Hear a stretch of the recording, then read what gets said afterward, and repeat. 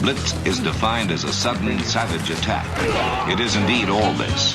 The effect is sure. The premise is simple. It's a basic, primal confrontation, man to man. No excuses are offered, none accepted. Welcome to the latest edition of Longhorn Blitz with horns247.com. Looks like a radio station. Now, here are your hosts, lifetime Longhorn Rod Babers, pure athlete, yeah. I transcend race, hombre. Matt Butler. I don't talk, man. I back it up. And we are chock full of that, man. Damn right. And Jeff Howe. It's still real to me, damn it. And that's the bottom line, because Stone Cold said so. If you're gonna blitz, come strong, but don't come at all. Coming strong with another edition of Longhorn Blitz with horns247.com. I am Jeff Howe. We're going to be continuing our wrap-up of spring practice this week. Last week's show, we kind of left off talking about the offense. We'll pick that back up. And since it is this week, we will talk about the NFL draft. A lot of interesting stuff as far as the Longhorns go. We've talked pro day. We've talked a lot of stuff. We haven't got real draft intensive on the show, but we will do that this week. Let me bring in the rest of the team. He is the master of the soundboard, the drop machine extraordinaire, Matt Butler. Matt, how are you, sir? Doing pretty well. How about yourself? I'm good, man. I figured you're probably in heaven right now because you've got two things that I know you really dig going on. You got the NBA playoffs, and we're right in the middle of severe weather season. Yes, here in you're right. Texas. You're right. I was telling Travis, so we might have some big storms tomorrow, so that's big. But yes, basketball season right now is about the best time at the end of the first round and the beginning of the second round because you finally get into some really good basketball. A man who he can talk basketball, the weather, why there should be a Chick-fil-A in Idaho when there's not one. That's because he's the Renaissance Man here on Longhorn Blitz and the Renaissance Man at the Austin Radio Network and the Horn, where you get him each and every weekday in the great city of Austin. From 1 to 3 on the Rodcast. Lifetime Longhorn 2002, UT All-American 2002 semifinalist for the Jim Thorpe Award, fourth-round draft choice of the New York Giants in 2003. Spent his NFL career with Giants, Lions, Bears, Bucks, Broncos, and a year with the Hamilton Tiger Cats of the CFL. When he was done with football, got himself back to Austin, Texas, and the 40 acres where he earned his degree.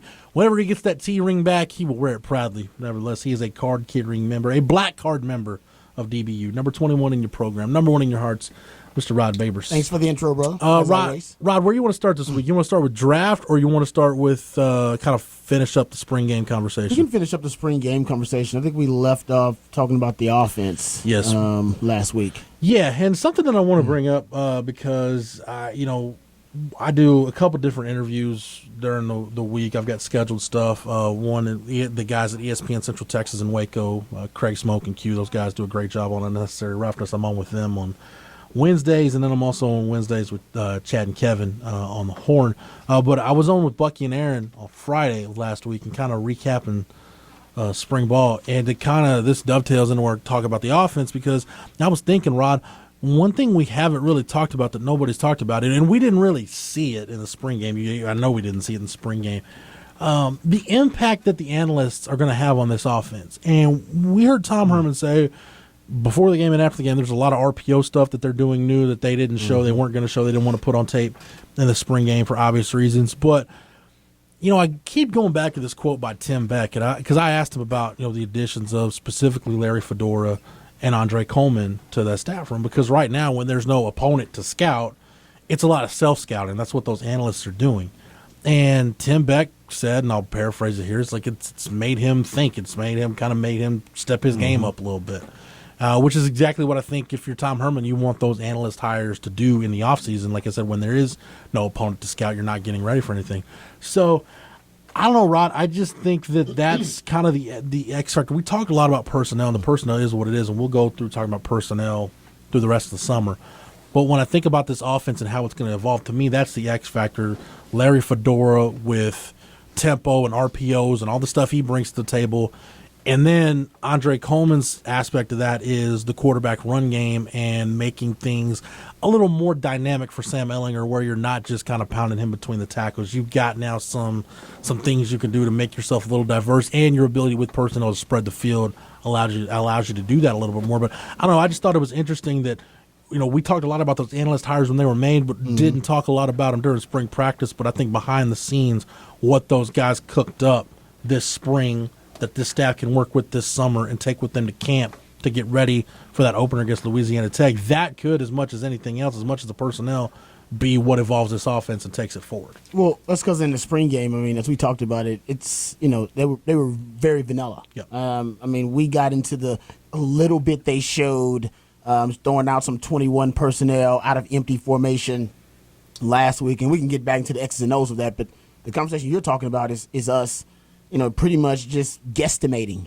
what we think they're going to do based on the new addition. Now, there's a reason they brought Larry Fedora and Andre Coleman in. And I think you're right. I think Larry Fedora's this analytical based approach that he has with the RPOs, with this big data set, if you will, of different formations in different situational football situations that will give Texas in certain offensive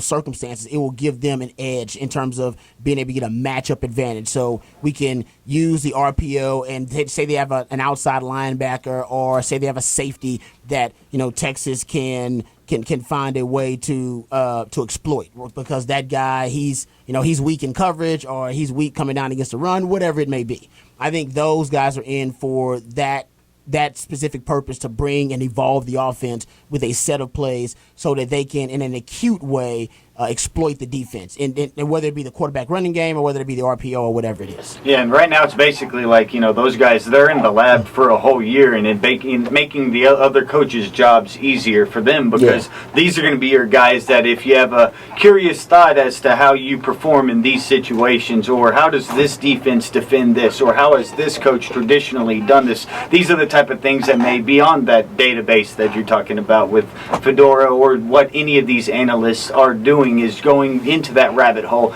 and then you can concoct with your skill set and each player their strengths, and then the collaborative effort of the coaches. It's just as if you just have the power of numbers, and it's the few, like college football's really it. Like Alabama has an army of analysts, and like certain schools, it's like that one niche where you can get ahead of the field because you have a certain amount of scholarships, and you have your 9 coaches that can go and recruit, and you have a few standard hours that you can be together. But there isn't a rule on this massive amount of people around the program helping with your brain trust as Texas football, and Texas has been taking advantage of it. We heard Saban was really the first one to put it to another level. But now all these big schools, and you have to have it, and once you have this army of guys, if you can get those great minds to work together, it only can help you be more prepared. It just, maybe I'm blowing it too much out of proportion, guys, because to Matt's point, piggybacking off that, Texas was behind the 8 ball on that stuff for so long, while Alabama and other schools across the country were doing it. I remember Mac even saying when he hired Patrick Suttis to head up, their recruiting staffs, like, we've been mom and popping it around here for too long. Well, why? Why are you mom and popping it around there for so long? You did when you didn't have to. Well, Mac admitted he didn't want to get into an arms race. He didn't support the college football arms races. He said he wanted them to dial it back. He wanted them to put in more regulations to try to, diffuse it and force teams to stop at, at whatever these assistants are, or these analysts at a certain number. And they never did that. They kept it going, and guys like Dabo Swinney and guys like Nick Saban were like, all right, well, you're not going to put in any rules to stop us, then we're just going to load up. And Mac didn't want that. Mac actually, he said that toward the end of his career, and I think now that he's at North Carolina, he probably feels differently because it's a different day and age. Yeah. But, so to see Texas finally be to where you could say, okay, they're doing the same things that the elite programs in the country are doing, I think as a fan it should make you feel good to see Tom Herman. And it goes back, Rod, to Tom Herman just being proactive, whether it's adding grad transfers or adding JUCO guys, or making sure you've got the best strength coach in the country, or making sure your nutrition staff is in line with your strength staff to develop guys. I think if you're, whether we're talking about analysts or whatever, I think as a Texas fan, you should feel really good. And I know that alignment word got thrown around a lot, and some people got tired of hearing it. But, man, it's true. I mean, when you've got a head coach that has a plan, he has a vision, and he's doing everything he can and being proactive to make sure that vision comes to fruition, if you're a fan of that program, that team, that school, how can you not like where things are headed? Yeah, he's also good at, contingency plans. I mean, I think Larry Fedora at one point, depending on how long he stays here and with the alignment, we don't know how they're going to use him. If something happens with the offensive play calling and We don't know how it's going to work out, if Tim Beck's going to be calling the plays and then if Tom Herman's going to take over. Like, if it doesn't work out for whatever reason, there's some miscommunication or something that's lost in translation, I would not be surprised if Larry Fedora is being groomed for that specific task, to be the play caller. Yeah. Because I don't think Tom Herman really wants to call the plays. He will do it when the fit hits the shan. But I think ideally he wants somebody that he trusts, that is like-minded with him in terms of their offensive ideology and philosophy. And he wouldn't even brought Larry Fedora in if Larry Fedora didn't have, similar ideas to him on offense. Yeah, in that room during, like, when we talk about actual being on game day for those 4 hours during the game, having an extra mind like that you've been there with all summer, helping you really game plan together can really help with those type of things. Yeah, and I like this. Tim Beck's doing great. I'm not hating on Tim Beck. I'm just saying, if something happens like it did last year, I remember people were upset with what happened with Tim Beck. And I think Sam Ehlinger is what saved Tim Beck. It wasn't Tim Beck who just magically transformed overnight. It wasn't. Sam Ehlinger took basically a stranglehold of the offense. He basically took control of the offense. And even Todd Orlando's admitting it in spring. He's saying, oh, man, when Sam comes to the line of scrimmage, it's Sam. He's manipulating the defense. He's placing guys in certain situations where they can be successful. That's Sam Ehlinger's offense now, which is the way I think Tom Herman wants it. So I don't think the offense is going to, go off the track or go off the rails at any point. But if there is something that goes down, it's going to be on Tim Beck's shoulders, not Tom Herman's. And Tom Herman may decide, Larry Fedora is an upgrade at that position. And we know he's all about upgrades. That's why all of his assistant coaches are on one-year deals pretty much. Yeah. He's all about upgrades. He wants that pressure applied to those coaches. He wants them to like, hey, man, if you ain't getting better, there's somebody else that wants this job and they want to live in Austin, Texas, and they want to be here at this program, and they want to make big money and they want to recruit Texas. You hit the nail on the head there, Rod. That's where I wanted to go with it, was the one-year contracts, which I know that some people didn't think it was a big deal. It raised some eyebrows. But to me, I heard Bucky say this, and I agree with it 100% because he coached here. He understands what that dynamic is like from the standpoint that Texas, and I'll paraphrase what he said, Texas is a place where as a coach you can get real comfortable real quick. Oh, yeah. And I think this is Tom Herman saying, yes, we played for the Big 12 title. Yes, we won 10 games. Yes, we won the Sugar Bowl. All that stuff was great. Now is not the time for anybody to get comfortable. Now is the time where we need to mash the gas and take advantage of this opportunity where – you look, Rod, coming out of spring, you can look at the talent on this roster, everything we've talked about, returning, you get a 3-year starter at quarterback. You look at the structure of the Big 12, Texas is as prepared as this program has been in a long time to now where you could say, okay, the goal is let's go make a run at Oklahoma and let's make the goal winning this conference. Yeah. That is a realistic goal. Agreed.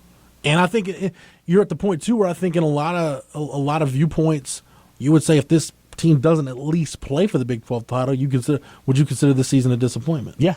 Yeah, I would too. Would be. Yeah, I agree. I mean, honestly, I expect them to win it this year. Right. I think not that they're a better team than Oklahoma.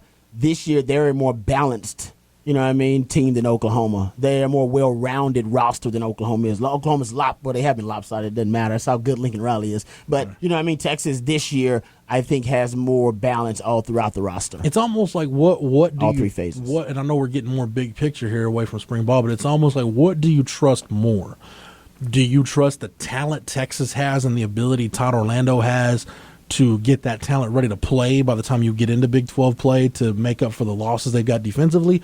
Or do you trust Alex Grinch to fix Oklahoma's problems, which I could be wrong on this. I don't know.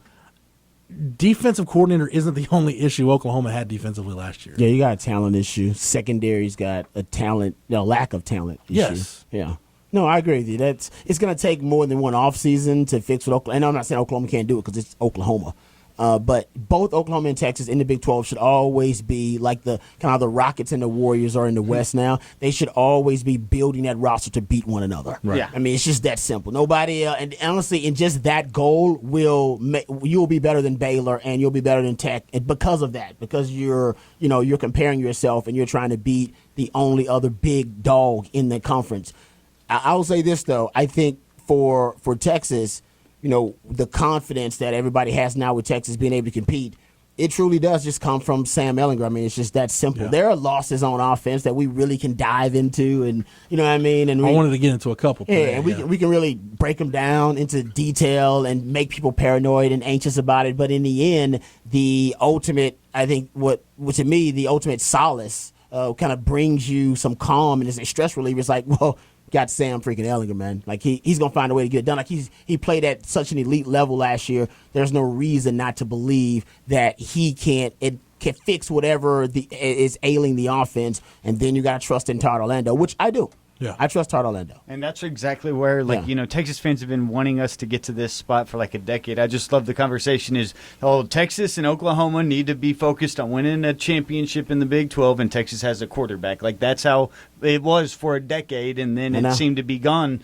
for a decade on the Texas end. But Texas has a quarterback, and now is hoping that the expectation just going forward every year is, well, at least you make it to win the Big 12 championship. If you beat Oklahoma, you go on. It's the same formula that Mac would talk about for a decade, and it's good to be there. And the idea that Sam Ehlinger could this quickly totally turn the perspective, because even though at about this time spring game last year everybody knew Sam would probably be the quarterback next year, but you hadn't seen the tangible results, or you still were wondering how the development would go. And when you look at the development of quarterbacks, normally it's like going into year 3 at Texas or year 3, that's when you really mature as a collegiate quarterback. And now you have Sam already sort of ahead of that curve in just one season. He's going into his junior year, third year on campus, and you feel so confident in him, and that's something Texas hasn't had in a decade. Yeah. Rod, do you take anything away from Sam Ehlinger's spring game performance? Because it's hard for me to really dig into it and take too much away from it, good or bad. Oh yeah, I can take something from it. He has no chemistry with any of those wide receivers. That was one of those things that it was none. I mean, it was like watching an awkward. You ever see somebody on the first date and it's awkward? You're like, ugh, they have no chemistry. Like, they just look awkward. They don't look like they're getting along. Nobody's having fun. You know what I mean? Like, that's how it looked to me. It's like, oh, that's an awkward date. There's no chemistry at all. So I know with Colin Johnson, he has chemistry. So I'm not worried about that. Him and Duvernay have chemistry. But in terms of the people that are really out there that got the bulk of the targets, they don't really have any. He doesn't have chemistry with any of those guys. But that's okay. I mean, Colin Johnson, that was one of the things he'll develop with Malcolm Epps. He likes Malcolm Epps, you can tell. He likes that big body, likes that big catch radius. Yeah, you could look at the interception, and my thing is, man, turnovers are going to happen. You know, it's just one of those. That was an arrogant, cocky throw, though. I'm glad he threw it in spring because, man, you can't be throwing. Yeah, I was like, dude, that dude wasn't open. Like, what do you mean? That's not even. He's not even close to open. What do you mean? Yeah, fire it in there. What are you looking at? Like you said, better him throw it now to where he doesn't throw it on exactly. August 31st. So I'm like, I'm glad he got it in spring. Yeah. So now you're down 7-0, and everyone's like, oh my God, what's going on? Yeah, because that was a cocky, arrogant. That was like I'm effing Sam Ehlinger throw. Like, nah, calm it down. Hey, calm it down, bro. So for the most part, turnovers are going to happen. You've got to minimize turnovers, minimize mistakes. But that was the big takeaway for me, Rod. And I didn't know how much I should really dig into that. There was really just no rapport, no chemistry. Just no. Yeah, you described it better than I could have. So congratulations on that. But overall, man, I when you look at it, Sam had kind of a weird spring because he missed that first scrimmage and he missed some practice time with he got tested for the mumps and just kind of. But to me, this spring, we knew Colin Johnson wasn't going to be there. We know Lil Jordan Humphrey's gone, and I'm going to get off on a couple of tangents here. But to me, quarterback receiver chemistry, that's what the 7-on-7s in the summer are for. You can work on that throughout the offseason as you get into camp. But to me, when you talk about quarterbacks, this spring wasn't necessarily about, okay, how much can Sam Ehlinger improve? Because I think I, at least anyway, feel confident in the rate of development we saw as last year went on, that's just going to kind of keep going up and up as long as he puts the work in. And I got every reason to believe during the summer that he will.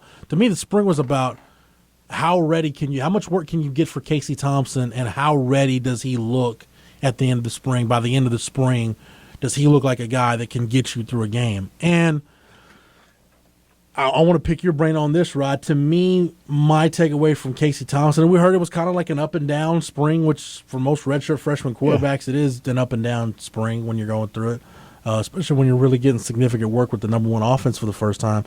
But I look at Casey Thompson and I say, okay, let's say Casey Thompson had to get this team through a game where you needed him to start a game. I would imagine the plan would be real similar to what we said a plan would be for Sam Ehlinger's true freshman year. Heavy quarterback run game. Yeah. Your passing game, it's going to be a mix of quick stuff to the outside, and you've got the personnel at wide receiver to be able to do that stuff maybe more than you could 2 years ago, and kind of mixing in some 50-50 deep shots down the field. Yeah. I mean, I think the quarterback running game will be better this year because of Andre Coleman's addition. K-State, I don't think there's a team in the conference that's run the ball better in terms of quarterback run game in the history of the Big 12 than K-State. Because they've done it Year with after different year. types of guys. They've done it so many different guys. They've done it with guys that have the athleticism of a Shane Buechele and other guys who have the athleticism of a kind of a Vince Young, if you will. They've done Michael Bishops, Al Robersons. They've seen them done it with everybody. So I think now there are more concepts and more innovative ways to disguise the quarterback run game, and that's what I'm really excited about with Sam too. Because as you pointed out, Matt, even with guys like Colin Klein, they were running quarterbacks in between the tackles. They can run them to the edges, and they can do it in a variety of ways. So I think the quarterback running game, even with Casey Thompson, knock on wood, if he has to play, I think they'll be able to utilize and weaponize him better than they did even Sam in his youth as a freshman and as a sophomore. Yeah, because when Sam was coming in, it was sort of different. He was a specialized package, and Thompson's going to be able to come in and definitely have his own specialized version of the offense, but the entire offense will be built with the framework, a lot better of offense, a lot more pieces that fit better together with what he'll doing, so it'll be making his job easier, or his job will be coming in maybe saying garbage time and getting reps that are valuable reps at that point. So it isn't as hurtful if you make a mistake when you're young when it was in other young quarterback situations the past decade. Yeah. The only other personnel thing I wanted to hit on offense is the slot receiver. And we've talked about it a lot, but the way this offense is going to be constructed with the personnel you've got, you're really going to have to see what that H position can do in the pro spread. And you go back to, I think the guy that ideally Tom Herman would like to have, go back to when he had DeMarcus Ayers at Houston, a guy that could do really a little bit of everything, make that a true hybrid position, which, by the way, if anybody knows that, that's what the H stands for, is it's a hybrid position. Yeah. And, with Lil Jordan Humphrey, you made the most of it. You maximized his skill set. Maybe not as best you could, because I think there was maybe some more run game stuff you could do, but Rod, it's hard to complain about a guy who catches 85 balls and goes over 1,000 yards and accounts for double-digit touchdowns. It's hard to complain about how much a guy's used when you see the production. But you look at them post-spring now. You look at that H position, and Tom Herman comes out and says Josh Moore's been challenged to bulk up and gain weight this spring. We know Brew McCoy got some work there, but you feel good about him being eligible, but you're not 100% sure he's going to be eligible. Yeah. And then you've got Jordan Pouncey. So I think that's really kind of the one position on offense where if you're looking for a true freshman to come in and plug a hole like Jordan Whittington did at running back, I think Jake Smith could be your answer there. I know that's a lot asking for a young guy, but I think as good as you are on the perimeter, as good as you look at running back, and with Parker Braun coming in, now you've got some talent and depth on the offensive line. I think you're in a position where, okay, just asking one true freshman to be your guy at H receiver, I don't think that's asking a whole lot in terms of putting something on a newcomer's shoulders. I think, and I agree with you, I think ideally in last year wasn't ideal for Tom Herman. He was still making the most out of what he inherited. And I think he did a good job with that with Lil Jordan Humphrey. Lil Jordan Humphrey, even coming out of high school, nobody was exactly sure what they were going to do with Lil Jordan Humphrey. And even now going into the NFL, nobody's exactly sure what they're going to do with Lil Jordan Humphrey. So I'm not going to criticize Tom Herman for not running him more, even though I agree with you. And we said they underutilize him to a certain extent. But that's not the ideal fit or prototype that Tom Herman wants for that position. And even though Lil Jordan Humphrey has a really diverse skill set, he wants a guy like Jake Smith ideally. Actually, Jordan Whittington is probably the second best ideal fit for the hybrid H position, other than those other guys you mentioned, Josh Moore and Jordan Pouncey. Like, he really is. So I think those guys they're just receivers who could play the H. I think Jake Smith and Jordan Whittington are H receivers in Tom Herman's mind, meaning, man, I can line this guy up in the backfield. Basically, he just wants Alvin Kamara and he wants Christian McCaffrey. Yeah. And, there are a few guys playing those types of roles in the NFL. Tariq Cohen for the Bears. He wants the guy I can put him in the slot and I can shift him in the backfield. And you are equally fearful of them running a route out of the slot or them actually getting the handoff in the backfield, and they do both equally well. Now those receivers, and even Lil Jordan Humphrey, I don't know if he did that as well as he ran routes. Jake Smith might, and Jordan Whittington might. Can I make a suggestion for a position change? And we haven't seen much of this guy to know how. But you need Jordan Whittington at running back, so I'm not saying switch him. Right. I know why you did that. That was out of necessity. But I think this could help your running back depth and get Whittington a couple more reps than he otherwise would at that H position. Am I crazy to think it would be worth it to look at moving Jordan Pouncey to running back? I don't know. I got to go look at his body. I got to look at his body. He's 190-ish, 195-ish. But I just look at a guy that, okay, a receiver, it just seems like he's blocked at pretty much every position. You still only have 3 scholarship running backs. We don't know what's going to happen with the Darian Brown situation. Yeah.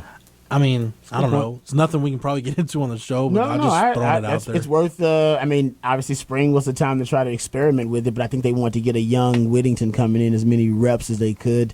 Yeah, they do need bodies there, period. Yeah. I mean, that's a good, if you want to try to use Jordan Whittington in that H role some, and I think you should, but maybe they want to, I know they're putting a lot on his plate. So I think maybe they want to just try to, all right, let's focus on running back. And then when you get comfortable with that, maybe we'll try to give you some reps at H. But yeah, I mean, you need bodies at both. Honestly, right now you need, because I'm with you. I don't know if they trusted any of those wide receivers that they can truly translate right now to the H. He just like, hey man, this guy needs to add weight. This guy needs to be more physical. This guy needs to do that. Until Jake Smith comes in, you might just need bodies at that point and at running back. So, yeah, maybe you can ask him in training camp if he wouldn't mind switching over.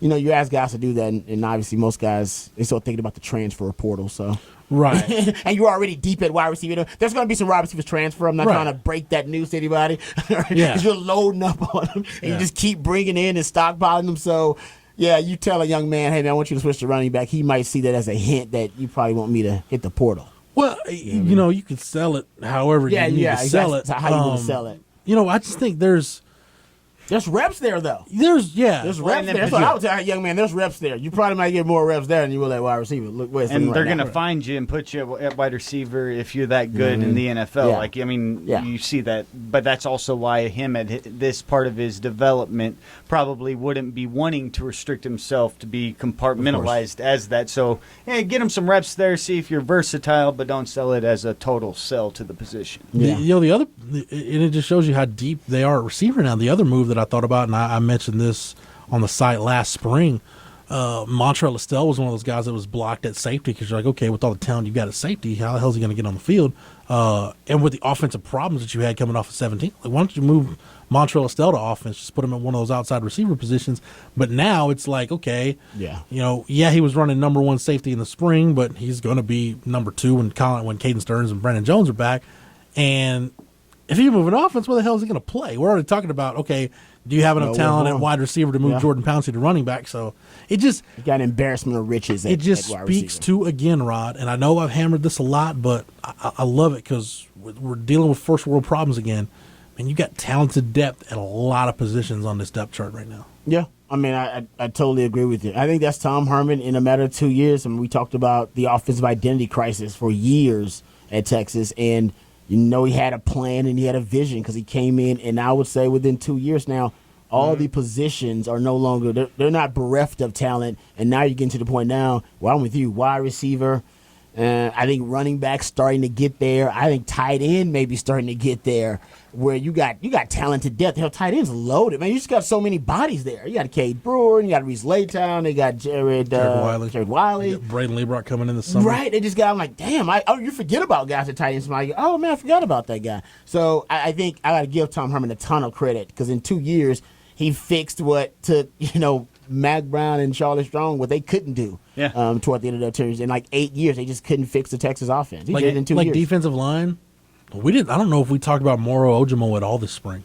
No, we didn't. And he's not a guy that had a bad spring. No, it was just. I agree. We're talking about Taquan Graham and Malcolm Roach and Keandre Coburn, and we talked about Jacoby Jones because he was a newcomer, and Bimage coming off the surgery. We didn't even really get into talking about Moro Ojimo. No, I agree. You're getting to that point. You're not there quite yet where you want to be, where you're. You look at the depth chart, and the depth chart, the second and third string guys, you're like, damn, those guys might be better than the starters at one point. That's how it was when in 2000 and 2001 when I got in. It was like, it's like, oh man, Rod B, that guy's pretty good. No, go look at the guys behind Rod B. Like, you know what I mean? Go look at the Huff Daddies and the Michael Griffins and the A. Ross. Like, those are, you know what I mean? That's how Bama is now. That's how Clemson is now. That's how Ohio State is now. Yeah. And that's where you want to get to consistently. Texas will get there. They're on their way. They're definitely on the way. And this just totally supports something you've always said, I don't know, for like the past decade, because Texas had been in the same situation a lot, but like you sort of know if you've got your guy by definitely year 3, but normally year 2, you know when you got your guy. And that's sort of what you could see, the tangible results, but not only the tangible results, but all the other stuff that we're talking about now, where it's sort of plotting for the future and looking at the roster and revamping everything. And you could see those signs. And I mean, it aligns totally with what we've said, and you cited different situations with other groups. Like even whenever Herman had his group at Ohio State, and it was that group of Ezekiel Elliott and all of them by the end of year 2 were surging and beating Bama. So it's pretty cool to be able to see it and then in real time live it as a Texas fan. Rod, you talked about people looking at that depth chart and the guys behind you. There was a time where Texas fans were looking at like that 99-2000 depth chart and saying, hey, man, I think Rod Baywers is slapping Irvis Hill for that corner. That's true, but Irvis Hill himself, as good as Irvis Hill was, love Irvis, he wasn't considered an NFL player. Like, no disrespect, Irvis. The starters, disrespect, but he has an awesome name. Yeah, in like 2000, 2001, hell, I think like 9 of those 11 guys played on defense, played in the NFL at one point. And it was like, man, you guys are really talented. It's like, nah, we're not. Go look at the guys behind us. There's some beasts. You know what I mean? Like, and that's what we knew. Like looking at them in practice, like, man, these young pups they got coming up are gonna take over. Like they're gonna lead DBU to a higher plane and a higher standard. And that's exactly what they did. They proved us all correct. Texas has to get back to that point. That's the talented depth you're talking about. That's Bama, Clemson, Ohio State type talented depth. You know what I mean? Only like 4 schools in the country have that. And I like the fact that Tom Herman talked about it on his interview with Bucky and Aaron. I think it was before the spring game, a couple of days before the spring game, when he talked about they're getting to a point as a program where they're having to depend on fewer grad transfers and JUCO guys to plug holes in the depth chart, which also results in, kind of like I talked about the Jake Smith thing, you're no longer having to ask freshmen to play because they're all you've got. You're asking freshmen to play because, hey, you're just that much better. They're your best. You're Cade Stearns. Yeah. You're George Whittington. Yeah. You're what I think Jake Smith is going to be. Yeah, exactly. Like you're just that. You're a prodigy. So we got to put you on the field. And it's always good to have a JUCO if you need to go get one year because something weird happens. But it's nice when your program's full of those freshmen. Did I tell you guys my Irvis Hill story?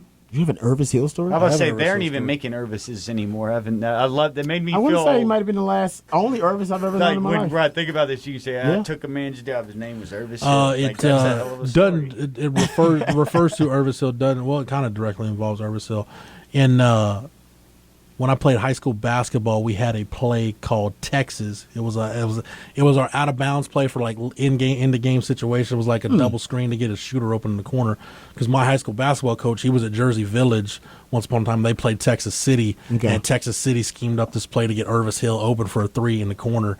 And he remembers Irvis Hill catching the ball and freaking out because Irvis Hill's wide open. He's going, no. But Irvis Hill ends up missing the shot, and Jersey Village beat Texas City. Irvis missed the shot. We called our in-game play Texas because of Texas City and Irvis Hill. Irvis Hill. Man, was it Texas City? Was it 4 players out of there or 3? It was, man. I think it was 4. Jermaine Anderson, Irvis Hill, Tyrone Jones, Eric Rawls. Yes, 4 guys that got Texas City that year. That was a beast haul right there. Yeah. That's a hell of a high school team. That was Max. That was Max's first. I was at 98. Yeah, it was the 98 class. Was that 98? Yeah, you're right. That was right before us. Yep. Yeah, took over Texas City. And then after that was a nice little pipeline, like going on that Galveston way there. Casey Hampton's a Galveston guy. Yeah, because Angleton's like down that way. Rufus Harris from LaPorte. Rufus Harris. Man, Rufus Harris. Wow. You got any good Rufus Harris stories, Rod? Yeah, Rufus Harris story. They're funny stories. Most people don't even know who Rufus Harris is. Yeah, so I just know him. I would hope there's funny. There's a few people listening to this podcast who know who. He had the worst backpedal I've ever seen in my life. Like it was just. I don't know how he made it out of high school with that backpedal. Like, it was so crazy how bad the backpedal was. He must have been really good at other things. He really was. He must have been unbelievable. And we was like, I don't know, just don't backpedal. It's like, that's the only thing you see when you go, so I can go watch this kid. Well, I just remember Coach Akina yelling at him about his backpedal. He had Oh, there's a different Rufus Harris that has a horrible mugshot. No, not that Rufus Harris. Well, we hope that's not the Rufus Harris. No, this is a basketball player that was for the Celtics. Yeah, all right. Thank God. Say Rufus fell on some hard times. That's not Rufus Harris. Not the one we're talking about. Anyway, for the camera. is there Yeah, that looks like crackhead Rufus. we've got was now the we've gotten to American Irvis Hill. We got to Irvis Hill and Rufus Harris on this. That's week's show. yeah, boom, two random DBU shout outs right there. Yeah, I'll go ahead and make my token of Dorian McCullough reference. So there you we'll go. just keep Boom, another keep the one. Another DBU random. theme going. Rod, anything else or Matt? Anything else you guys want to chime in with offensively from the spring game? 'Cause we covered run game, offensive line stuff last week. We haven't talked much about the tight ends. Tight ends didn't really do much. And this was actually a great game, spring game. I won't call it a game. It was a great game for them to shine because once they couldn't throw the ball deep because the wind was so ridiculous, and that's why we didn't get a chance to see. Yeah. I think ultimately the offense will be based on. I know we talked about Larry Fedora and coming in with the RPO concepts and package plays and his analytical perspective, and we talked about the quarterback running game with Andre Coleman. All those things are going to help evolve the pro spread philosophy for Tom Herman. But at its most rudimentary core, this offense is going to be built on two things. All right, and we know Tom Herman likes them both: the vertical deep passing game and the power running game. Those two things are going to force defenses to pick their own poison. All right, because the way you defend the deep vertical passing game for Texas and the way you defend their power running game are going to take two different types of personnel. All right, you're going to have to get your sub packages and your nickel and dime packages to stop Texas from throwing the deep ball, or you're going to have to get into your 40 personnel or 3 linebacker sets to be able to stop Texas' power running game. That's why Sam Ehlinger, as mini Tim Tebow, Bam Bam Sam, is really important, being able to run in between tackles. Why Parker Braun is really, really important. Why Herb Hand, really important, right? Power spread in between the tackles still. And that's why having depth at running back and now having a guy that can take a 3-yard run and turn it into a 15-yard run with Jordan Whittington and Keontae Ingram, that's important because if teams are going to defend it, especially in the Big 12, you're going to defend that power set. Only Oklahoma pretty much has the personnel to do it, but also be able to defend the pass, and we know they can't even do it right now because they're struggling. The only teams in the country that really can do that have the personnel to really match up to defend. Because Texas, what's let me get the passing, the deep passing rating. I talked about the power running game, and we know Tom Herman loves the power running game, right? He wants to bang it in there. Hell, with Sam Ehlinger on the goal line, he loves that. We're going to run the same damn play over and over again because we believe we can get a yard. That's his mentality. It fits his personality. But the deep ball, right? It's aggressive. That's what Tom Herman wants to be. He wants to be aggressive, put pressure on defenses. Colin Johnson had the 3rd highest reception rate in college football on deep passes last year, on 20 yards or more down the field. 53.8% of his deep passes he caught. And that's ahead of Hakeem Butler, by the way, who's at 46.9. Devin Duvernay didn't drop a single pass last year, and he might be one of the fastest players in the country. Yeah. He can stretch the defense on both sides. Sam Ehlinger, 4th best passer rating in the country on deep ball, 20 yards or more down the field. 4th best. 2nd best among Power 5 quarterbacks. He had 13 touchdowns, 1 interception on deep passes, passer rating of 126. Those are the unique elements the offense is going to be built on, and we didn't get to see that in the spring game. So the tight ends, you can see Tom Herman adjusted everything. Look how many screens they threw in the spring game. They threw a ton of them. And the tight ends dropped damn near every one of them. They dropped so many damn screens. It was crazy. And they were open, too. They were nice little screens that they had developed. And you can tell they were being a little innovative about a little misdirection within the plays to get guys open. Jordan Whittington, some of the running backs, same thing. And they would drop the damn pass. So, to me, that was upsetting with the tight ends. That was their moment to shine, show their athleticism, easy passes. Man, tight ends had a really bad day in the scrimmage. They really had a terrible day. And those things that you brought up right there, when you look at the Texas passing game, it aligns exactly with what the strengths were last year, because in efficiency at top 20 passing offense and then in completion rate 21, and that just sort of shows the idea that you have this chemistry, no drop passes, and you have such a good reliable source with your main 2 options, and then everything talking else, about John Bird on the outside too, who can stretch it. There you go, and then everything else is going to be Malcolm Epps, schemed. who's 6'7", who can stretch it. And then you have the scheme throws that are going to be thrown to tight end screens or running back screens. And we looked at the numbers last year and talked about running backs hoping to get up to that 40 reception numbers. And I remember when we added it up by the end of the year between Watson and Ingram and combined, it was 59 targets, 49 receptions, and we put those together. That's a good production from your running back position. You add in the tight end screen game, and all of that's going to be based off of Sam's run game. So then just works really well to continue to have such easy rate to move the chains, and then all you have to do is either you dictate the tempo. You can go and decide, you take explosives, but if you're keeping the ball away from the opponents, it's the only way to keep the scoring down in the Big 12. And in addition to that, and that's why the spring game sucked offensively. You couldn't see the deep passing game because of the wind. Couldn't see the power running game because they're not going to let guys get to the ground. They're not going to run Sam like that in between the tackles.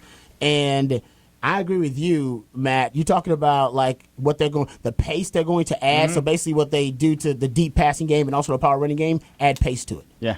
And that's what the screens and those exactly right. Yes. That's your change of pace when you wearing out a defense, moving the chains, when and you do go it up again. tempo. So a lot of those things they just didn't want to show people a lot of the things they had been working on in the spring, but also I think a lot of the things that are going to make this offense unique and special and make them a tough offense to defend.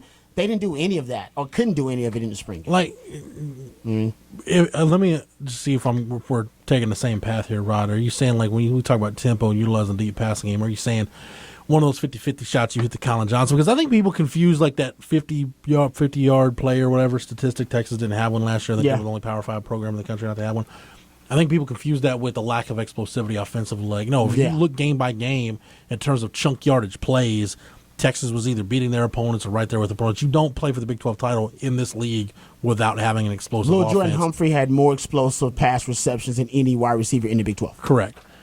So I think people get the two confused, but this offense was explosive. It's just that you're not getting a lot of yards after catch with those 50-50 balls down the field. It's usually Colin Johnson catching it and then going to the ground, right? That's just the nature of those plays. Good point, yeah. So are you saying, hey, call a shot, but if he catches that shot down the field, you got a package play, boom, you're going tempo right after that. Yeah, and it's not always up tempo. That's a good point. You can put pressure on defense when you want to. Maybe sometimes, maybe it's in our best interest and advantageous to us to slow it down a little bit. Mm-hmm. You know what I mean, and go a minimal pace. But then, like you said, I caught the defense off guard. Remember with I keep going back to the Patriots in the Super Bowl. I just keep going back to their one touchdown drive, and that's what they did too. They saw like we figured out something with 21 personnel or 22 personnel going empty formation. Don't let the Rams adjust. Go. And then Dwayne Allen, their tight end, said we never practiced that at all. Literally, Brady saw it, and Belichick, they all saw it, and they said, go. We got them. We got them matching up their linebackers on our wide receivers and our running backs. We got exactly what we want. Wade Phillips is brilliant. Do not let him get these guys on the sideline and adjust. Don't let it happen. And that was the only touchdown in the Super Bowl because they figured it out. And I think Texas, with Sam Ehlinger taking command of the offense. And what did Orlando say? Man, he is manipulating us. He's figuring out what to do, when to do it, when to move guys around. And I think that's Sam in the games. I can see Sam going, we got him. I saw something. I saw it. He's a veteran quarterback now. Oh, I saw it. You know what? We're going. Coach Herman's like, you know what? They're going. And that's where Sam chemistry. Yeah. And I think Sam's going to get more. They're going to allow him to get more control of the offense and things like that because they're already saying that Sam's in the meetings now and Sam's saying, why don't we try this? You know what? I had an idea. That's basically him becoming a part OC. They want every great coach and great offensive mind wants their quarterback to sit in that meeting and go, man, I think it would work better if we switched around this and did this. I'm telling you, it works every time. And I think Sam's at that point now. So I think you will start seeing more of that. Yeah. And whenever you're seeing that on the field, it's great to have the chemistry with your receivers the way you say and they know it. And they can see. I mean, you can't have that without that. It's one of the other. And then what you're explaining right there, it's exactly what you see, like a modern trend in basketball. You used to always call a timeout to go and set your defense. It's like, no, now you run in transition. You do not call a timeout to give that coach a reason to come and inbound the ball and now defend you. No, while you got it, you go, and that's why the best offense in basketball is in transition. You go, and it's the same thing that if you got that mismatch, you identify it on the field. Of course, your coaches can confirm it because they're seeing the same thing that you're seeing. Yep. You're all on the same page and go, but that just shows that's football IQ, that's development, that's just everything that you're hoping to strive to be when you're a football team. That's the difference between Tom Herman's pro spread, and even to a certain extent Gus Malzahn's spread, as opposed to like the Bryles veering shoot, which we saw it here with Sterling Gilbert. And granted, Sterling didn't have the experience running it that our Bryles did, but how many times we see that offense like in late game situations just kind of look confused, like, okay, we can't mash the gas right now. Like, what do we do? In a pro spread, you don't have to worry about that. Like you said, Rod, you can mix tempos and feel comfortable going at any tempo. Hey, if we need to mash the gas this drive, we can. If we need to pull it back and play 4-minute offense and milk some clock. Yeah, we can do that too with that power run game. Exactly. But that was the beauty of last year, right? We saw about the offense is in any given game, they could be malleable and become what they need to become. Like you said, they needed the 4 or 5 minute drives. It was all about ball control. Mm-hmm. We saw Tom Herman with the pro spread become a power running game. You know what I mean? And be able to have that 4 or 5 minute drive and still put points on the board. Sometimes, frustratingly, not enough points on the board. And we saw at times like, Big 12 shootout. All right, guys, let's spread this thing out and let's chunk it. We got to throw it. We got to get chunk yardage passing plays, and we saw that. And to your point, Jeff, and you said this last year, Texas and Tom Herman's smart enough, and we know he looks forward enough. He's enough of a visionary to know I got to be to win the Big 12. But I also got to be able to beat Georgia and go beat Bama and Clemson. So it doesn't just end with me winning the Big 12. Right. So that offense has to be one that can win different styles of football. I think both you guys kind of hit the both points of what the beauty of Tom Herman's offensive philosophy is. Rod, you talked about the physicality of it, and that's what your identity is. And Matt, you hit it too, where the veer and shoot, it's almost like the tempo is your identity. When when Sterling got here, we're talking about, hey, we're going to run 200 plays in practice, like going fast. Was what that offense was about. Yes, there's obviously advantages the veer and shoot gives you, but the tempo was your identity. The tempo is not your identity in the pro spread with Tom Herman. The identity is, at the end of the day, we're going to hang our hat on being a physical football team. Yep, exactly. And it's not just a power running game that ends up making that statement about physicality, versatile. right? It's versatile. Our receivers are big and physical. We got 6'6", 6'7" guys out there. Yeah. Remember the Oklahoma game? Texas receivers, right? Run the slant route, just trying to punk the OUDBs. 20-yard bubble screens. Yeah, so every part of this offense is going to have a physicality element to it. And if you can't match it, then we will steamroll you. And so I agree with you on that. 100%. That's Tom Herman's personality. And that's why when we just talk about being the malleable team and having all these players that are, say, the tweeners that are versatile enough to get the job done, just get out there and then figure it out because you're football players. And the idea that you want to have this multi-option, multi-facets, and that's only a luxury you get at the top. And it's sort of like when you're watching in the NBA, you have these different offenses. They're more of a systemic team. Like you have a regular season team like the way the Utah Jazz are, but that is all they are. So when they get to the playoffs, the reason the Warriors are the Warriors is because they can match up with anybody and attach. And then when we find this mismatch today, we're going to mismatch it down low. We got this mismatch on that, so we're going to take care of it here. And it's the same thing that you see. The first person to really talk a ton about in the NFL was Belichick with situational football. So all that matters,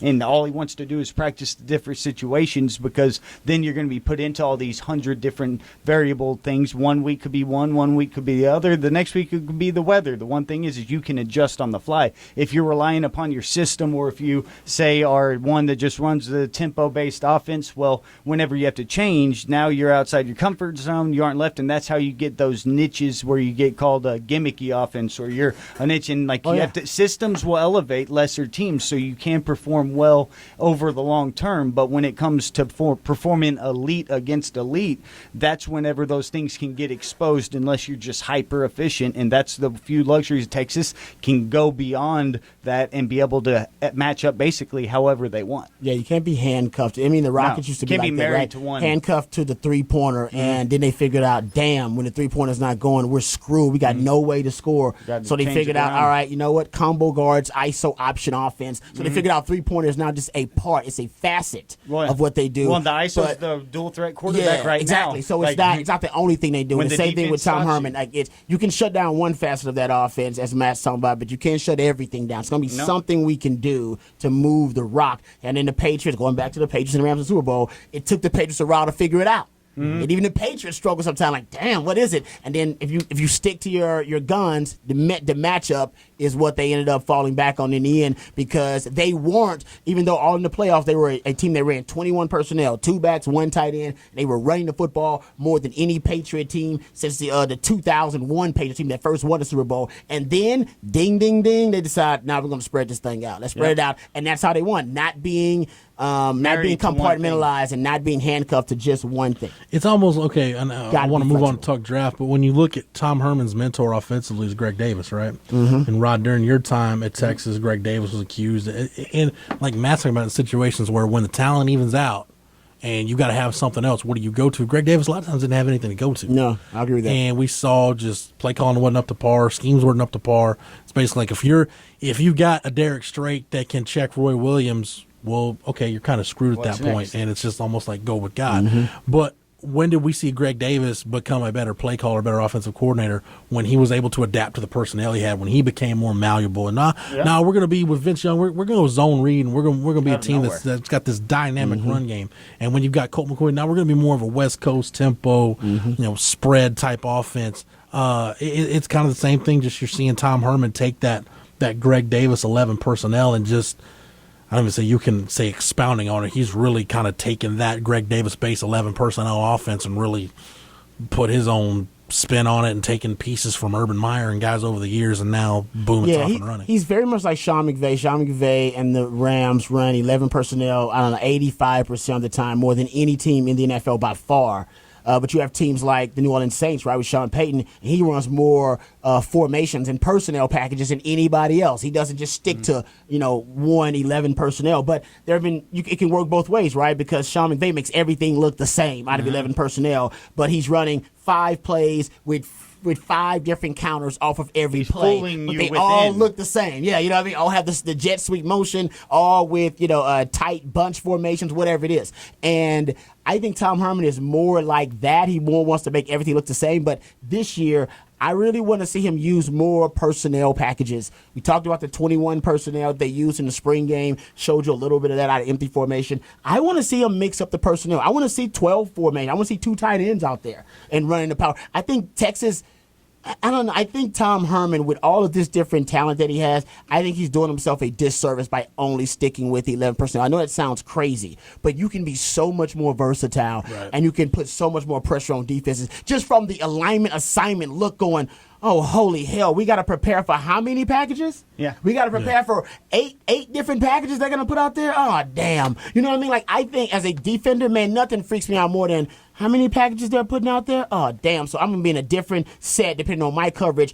I could be in a different down and distance depending on the coverage. I could be in a different place. And I have to think about so much before the snap. I think it's a way for Texas to gain an advantage, even before they play the team. Right. Yeah, and being at Texas, this may be the first time where he's afforded the luxury to recruit the type of players to be able to do what you're saying. That's true. Good point. Yeah. All right, let's talk draft before we get out of here in the time we've got left. Rod, like last year's draft, this is one where the mock drafts have things all over the map for the Texas guys. I wouldn't be shocked to see a couple guys go in the second round. I wouldn't be shocked if we got to day 3 and everybody's still on the board. Amenahu he's the only guy I've seen in mocks that has been in second round mocks, as high as the second round. Most of the mocks I've seen for Charles Amenahu have him in the 3rd and the 4th round. I think he's going to get drafted in the 3rd round. I think it's going to be somewhere in between. He's such a freak physically with the long arms and everything. I think somebody's just going to fall in love with him. And, he's got really, really good film against, some elite offensive linemen. I mean, just look at the O-lineman that he had to face against Oklahoma. Just break down that film and kind of the K-State film. And he was going up against NFL caliber guys. I think NFL scouts will fall in love with him. So I got 3rd round. I think he'll be the first Longhorn off the board. Why does Charles Amenahu, when I look at him and project him to the NFL, why does he just seem like a fit with the Raiders to me?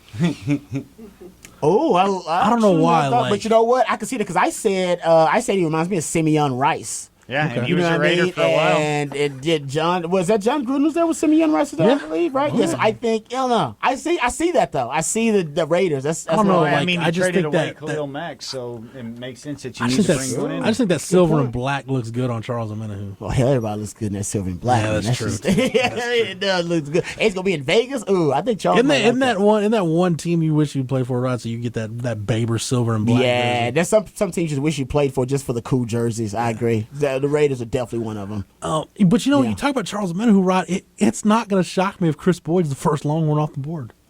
If somebody just falls in love with him that much. I would not be shocked, but it would be laughable to me because everybody be like, it proved that the NFL draft, there's such a crapshoot. It's such an inexact science because it reminded me of the Mikael Thompson, Quandre Diggs draft. Remember when Mikael Thompson was drafted? What was Mikael Thompson drafted? 5th round.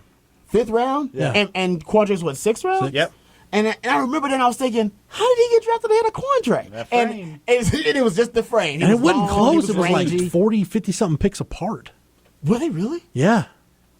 I can't believe that. Yeah, but I know it was all because Quandre was small and compact, and he just looked like he wasn't going to fit into the NFL. It turns out he's perfect fit for the NFL. To me, Quandre Diggs, kind of reminds me of what Gary Johnson's going to go through. I think Gary Johnson may drop in the draft because he's undersized, because linebacker's not a premium position. He's not a pass rusher, and it's a really deep D-line draft, all that kind of stuff. And that's why Charles Minhu is going to drop too, by the way. If Charles Minhu was in a different draft, he'd be a second-round pick, hands down, no question. Yep. This is the deepest D-line draft in NFL history, arguably, so he's going to drop to the third round. It's not really his fault. 56 picks between Mikael Thompson and Quandre Diggs in the 15 draft. And I'm not hating on Mikael Thompson at all, and not all. No. Mikael Thompson, even Coach Aquino would always say he thought Mikael Thompson had, Thorpe Award type ceiling. What that argument sound like when you were coaching? What that argument sound like when y'all were chopping it up on the practice field? My jaw was on the ground. Like, are you serious? Not the guy that I'm watching. He's like, oh yeah, he's got. What did Coach Aquino? How did Coach Aquino say? He's like, I'm telling you, Davis, he's got Jim Thorpe Award written all over him. He's got to get his mind right, and then he can get his money right. You know what I mean? I was like, thank you for that. Okay, but I was like, man, I don't know what, but you know what? He's looking at it probably as a NFL scout would look at them. Yeah. And Mikael Thompson's body was impressive. I mean, he was long and rangy, kind of looked like Shockey Brown out there. 25-foot long jumper in high school. Freak athlete, 6'2", track guy. And then you got Aquina quotes saying that you're going to go. Aquina's the reason he got drafted. That's what I said a second ago. Aquina probably told some scout that, oh man, he's got Thorpe Award written all over him. Yeah. But anyway, so they say the same thing about Quandre. No, exactly. He's too small. But you know what, Rob? I think Quandre will be Gary Johnson. I think he's going to drop in the draft, but he's going to end up making a roster, and some NFL defense going to fall in love with Gary Johnson because he never has to leave the field. Yeah. First down, second down, third down. You guys are just talking about how they've passed more on first down than any time in NFL history. That's because the most successful passing down is first down. They make more yards passing on first down than any other down, second or third. And Gary Johnson can cover those running backs on first down, cover those tight ends. He can run a 4. He's probably faster than half of your guys in your secondary. Yep. And that guy's going to be, he's going to stick on the NFL roster. I wish the Texans get him late. I think he's going to be great. I hope he does. And I could also see Belichick breaking his mold of he always has a big hulking linebacker. And he's like, no, I know where the game's going. I'm going to go that route. Speed demon, man. That guy can cover your Alvin Kamara's out of the backfield. Oh, my God. Yeah. Rod, you think literally. I know he ran a 4.43. He can cover Antonio Brown on the slot. He was the slot. fastest guy, arguably, on the defense. Yes, it's insane. That's crazy. Do you think between you and Mikael Thompson, the next time the Giants draft a Texas DB, their fans will be pissed? No, they love Aaron Ross. Aaron Ross, though. Well, that's true. Ross saved us. Thank God. Aaron Ross saved us. Sandwich him right there in the middle. You got a couple of baby. Aaron Ross saved us. But no, I think Quandre is, like I say, he's going to be like Gary Johnson. He's going to drop. You're right, Chris Boyd, man. Some teams thinking about moving him to safety. He's not going to get drafted that high to play corner. No way. I think the safety draft this year is so bad that I think look, man, we see teams draft for need out of desperation all the time. Can I say this though? Wouldn't Devontae Davis be just as good a safety prospect as Chris Boyd? Chris Boyd's a better corner than Devontae Davis. Of course, we all agree with that. But if I'm thinking about safety, but I think Devontae Davis may actually. But I think Chris Boyd. I think you look at Chris Boyd and see the ability to play him probably more sub packages than Devontae Davis because he can cover better. So you're gonna still rely on his cover skills. You're still gonna put him out there against the slot. At nickel or dime as opposed to corner, one of them versus a slot wide receiver in the league. But I wouldn't trust either one of them versus a slot wide receiver in the Big 12. Very true. Are you serious? You gonna put them in the league versus the slot with guys like Julian Edelman? Yeah. Oh, good luck with that. And the main thing with Mikael Thompson's frame, scouts are so ridiculous. I don't even know how they make a living making somebody say, "You serious? You're gonna move him to?" We see it every year. Yeah, but Quandre can cover. Quandre can cover. Yeah. Quandre can cover. It's one thing you can't teach. It's like trying to teach a quarterback accuracy. I can't teach him a mofo how to throw accurately. I can teach him the footwork. I can teach him the technique, how to keep his arms high, all that crap. But I can't teach you accuracy, man. Those things will make you more accurate. But accuracy is something that is natural. And covering, I'm telling you, it's natural, man. You can cover or you can't. It's like a cat I can make landing. it better with little technique here, little footwork here, alignment assignment. But if you can't cover a manhole. You just can't cover. I'm telling you right now, Rod. The team that drafts Chris Boyd, they will disregard the fact that Texas. He can't cover. They will disregard the Texas Tech tape and the Oklahoma State. They will watch that TCU game. They will watch that West Virginia game. They'll watch the Oklahoma State game last year and the Texas Tech game in 2017 and say, we can work with this guy. But we can get that out of this guy every game. I agree, but that's why scouting is so flawed, right? Yeah. So you look at the film that you want to watch. It's like Confirmation politics. bias. It's like politics in this country. Right? Confirmation Everybody's bias. just watching the only news coverage they want to watch, so everybody just reaffirms their own opinion, as you said. Yeah, it's confirmation bias. So yeah, why don't you watch the other film too, and then get a more well-rounded evaluation of the young man. Just show me that TCU film again. Show me him running with Jalen Rager down the field. And I'm not saying Chris Boyd can't cover, like he's just terrible. No, of course we're he's not first team knocking Chris RB12. Boyd here. What I'll say is this: he panics when his back is to the football. And that is a bad habit to have in the NFL. Because your back's going to be to the football. They're back shouldering you all the time. Yeah, that's literally all they do. They throw the ball way before anybody's looking. Even wide receivers back Drop into the him in the damn ball 90s, he would have been all right. Yeah, he's got to really figure that out, man. He's got that. I call it panic protocol. When the ball's in the air and you know it, he has no panic protocol. He doesn't know if he's shooting for the hands. And we've seen him at times, he knows he's shooting for the hands. He doesn't know whether he's going to play the eyes of the wide receiver. He doesn't figure out whether he's going to be a Nathan Basher and go, hell, I'm a wide receiver. I'm looking for the ball. And after that, I'll figure it out. Some guys do it. He doesn't know what to do when the ball's in the air and his back is to the ball. That's troubling. And that's the sight into his mind where you have like sort of the certain players you don't know what goes wrong, but when you have that quick second where you're, say, buffering or something, some people are natural and some people just don't have that deer in the headlights. Some people are comfortable in the chaos. Processing information. And those are those few indicators that's like, oh, nope, something's happening there. What's going on? What is causing this issue? That would be hopefully what those scouts and are that's trying what to a find scout out. saying, hey, I can coach that out. Before we dive a little deeper into the draft, I'll say this. If you give me $100 and say, Jeff, go to Vegas and bet on the first Longhorn drafted or what round they're going in, I'm putting that money down on Charles Omenihu going in the third round. I agree. But if Chris Boyd gets drafted in the third round before Charles Omenihu, I'm not going to be surprised because we just laid it out for you right here. So if that happens, because there will be a team that just looked at those few select games and said, we can get that out of him every single week. Yeah. No, I agree with that. Well, we've seen that year after year in the draft. There's always one of those situations. And I would say on specs, man, he's legit. I mean, he had a good combine. And he showed why he has a NFL ceiling, a Sunday skill set. I think he just needs like a year or two in the league, just practicing and getting reps. I would hate to throw him out there too early and then have him like exposed, and then his confidence is battered. But I would say this: he has unshakable confidence, though. He does not get down about getting beat, because we saw that he would get beat, and you saw him go kind of downward spiral. But he would bounce back the next week and be fine, and he'd have a good game. That was the frustrating thing about him. He was like Texas basketball. That's you know what I mean. He's good. He's like, what the hell? You got to have that just totally. So that's a good thing. Yeah, totally fake enthusiasm or confidence that you just have out there. You're going to do it. In a way, Rod, when you look at it, Chris Boyd, Charles Omenihu, they could both get, even Devontae Davis, they could end up getting the red shirt year in the NFL that they didn't get at Texas because they were great after a red shirt in the because they were forced to play early. Yeah, him in the NFL with 1 year to add some weight on him, add some strength to him. Yeah. I think he may benefit more than anybody. I think Gary Johnson, I don't think a year would help him much because he's got one elite like skill that really is going to make him a good NFL player. That's the fact that at linebacker he can thump and he runs a 4.4. Yeah. So I don't know if you can really improve on that. Hell, you could argue as he gets older and depreciates in speed that he's going to lose what makes him so special. Right.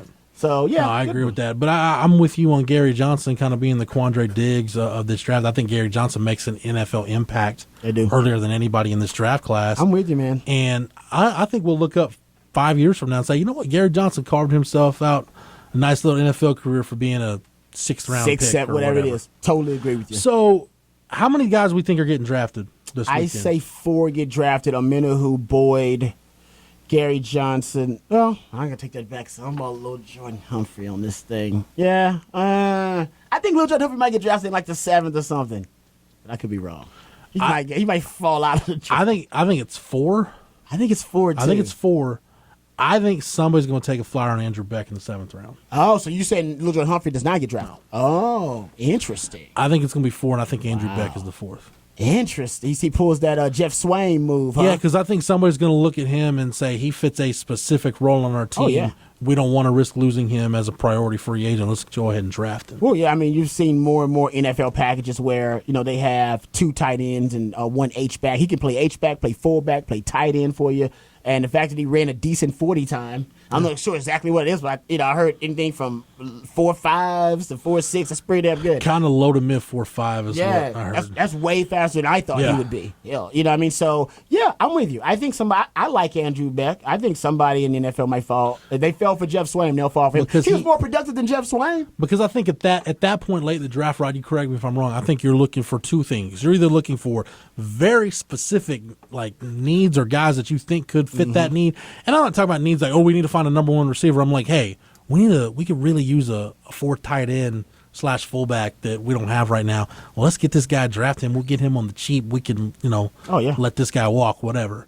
Or you're just looking for, a guy like Devontae Davis saying, know what, we'll give him like a redshirt year, but on projectables, we really like him. No, I totally agree. That's why guys start getting drafted for special teams late in the round. I mean, literally, they start drafting long snappers and punters and stuff like this. Like, oh no, we really need a long snapper. We really need this. Yeah, I'm not going to be shocked if Andrew Beck doesn't get drafted. I just think if it's going to be 4, I think he's, to me, is most likely to be the 4th one. I think if LJ Humphrey gets drafted, it's just going to be somebody that, like we talked about after his combine and after pro day. I think in the 7th round, somebody could go, look, LJ's still there? Yeah. Oh, hell, man, I used to love that dude. You know what? Let's take him. Take him. And that could be the Texans.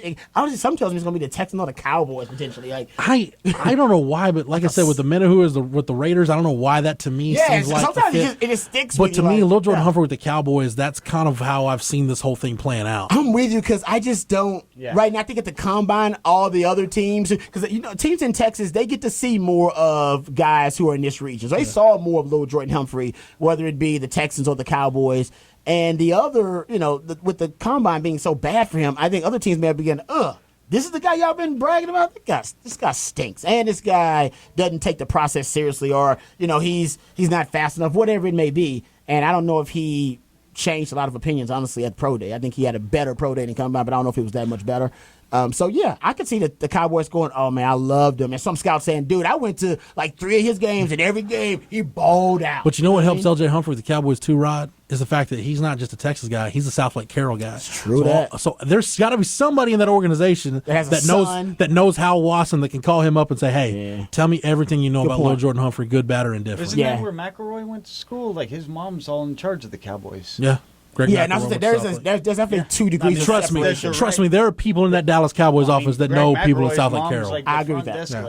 I agree with that. That can tell you kind of what. I think his dad was a scout too or something. Yeah, no, I'm with you on that. And Lil Jordan Humphrey, honestly, the way he's handled the process, something tells me he knows somebody really likes him.